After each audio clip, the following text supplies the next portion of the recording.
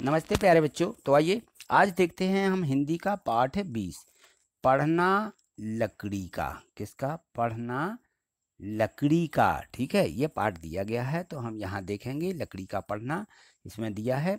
तो इसके पहले वाले जो पाठ हैं वो पिछली वीडियो के माध्यम से आपने उनको समझा होगा और अपनी एट ग्रेड बुक में भी लिख लिया होगा, और नहीं लिखा है तो इसके डिस्क्रिप्शन में लिंक ली है, या एट ग्रेड गणित वाले सर के नाम से यूट्यूब पर सर्च करके जो है पिछले पाठों को कंप्लीट कर लीजिए।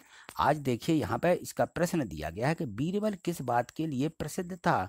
तो बीरबल की कहानी आपने सुनी भी होगी और भी कहानियां सुनी होंगी। तो बीरबल जो है बुद्धिमानी के लिए प्रसिद्ध था। क्या था? वो बुद्धिमान था, कोई भी बात था, बहुत अकल थी जो है बीरबल में। प्रश्न 2 है, चोरी का पता किसने लगाया? तो चोरी का पता बीरबल ने लगाया, ठीक है ना, क्योंकि वो बुद्धिमान था। यहाँ देखिए प्रश्न 3 दिया गया है कि आज्ञा पालन करने वाला वाक्य के लिए एक शब्द लिखिए। जो आज्ञा का पालन करने वाला होता है उसको क्या बोलते हैं? उसको बोलते हैं आज्ञाकारी, ठीक है ना, एक शब्द लिखना था। प्रश्न 4 देखो, इसमें दिया है कि बीरबल ने चोर को पकड़ने के लिए कौन सी युक्ति लगाई या कौन सी युक्ति अपनाई। ठीक है, युक्ति मतलब उसने कौन सा मतलब इस प्रकार से काम किया जिससे वो चोर पकड़ गए। तो बीरबल ने समान आकार की लकड़ी की बहुत सी पट्टियां मंगवाई, उन पर मंत्र पढ़ने का ढोंग किया और एक एक पट्टी सभी नौकरों को दे दी। उसने कहा, जिस किसी ने चोरी की होगी उसकी लकड़ी आधा इंच बढ़ जाएगी। इस प्रकार से उसने ये लकड़ी बढ़ने का ढोंग किया, यानी युक्ति लगाई, और इससे उसने चोर को पकड़ लिया। ठीक। प्रश्न 5 दिया है कि नौकर ने अपनी लकड़ी को आधा इंच क्यों काट लिया था। तो नौकर ने अपनी लकड़ी को आधा इंच इसलिए काट लिया था क्योंकि चोर की लकड़ी आधा इंच बढ़ने वाली थी।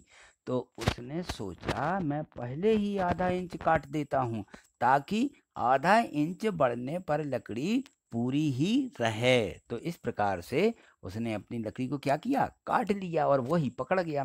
प्रश्न 6 देखिए, जब किसी का सामान चोरी हो जाता है तो क्या क्या करना चाहिए?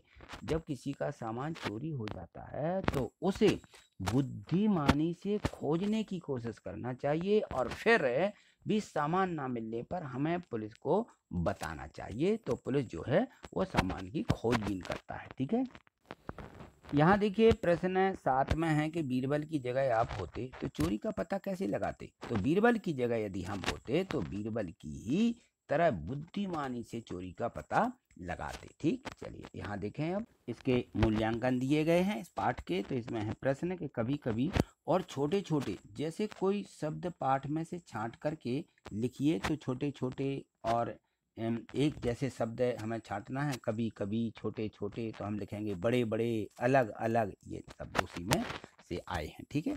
प्रश्न 2 देखो, बादशाह अकबर क्यों प्रसन्न हुए।